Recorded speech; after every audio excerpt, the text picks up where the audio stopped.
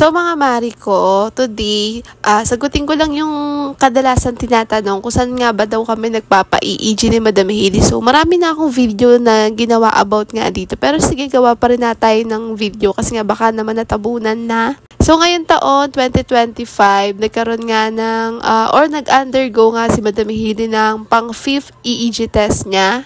So mga mari ko, nagpapa-EEG test kami sa Capital Medical Center. So sa Quezon Avenue.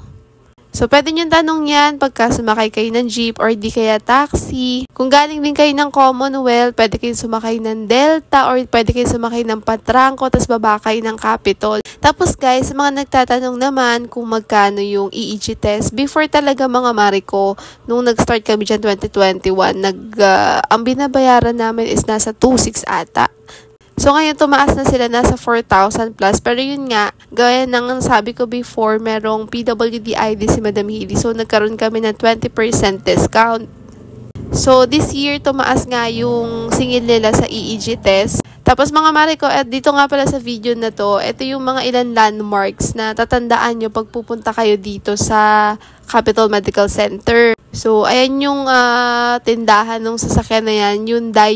Ewan ko ito bang pronunciation niyan. Tapos, ayun nga, gaya ng sabi ko, kung galing kayo ng Commonwealth, pwede kayo sumakay ng Patrangco, Delta Ikot, bahala kayo kung ano yung prepare nyo. Kung taxi naman, alam naman na nila yung Capital Medical Center. So, ayun lang guys, sana nakatulong tong video na to sa mga nagtatanong. Hindi pa ako makagawa ng mahabang video kasi nga sobrang busy ko po.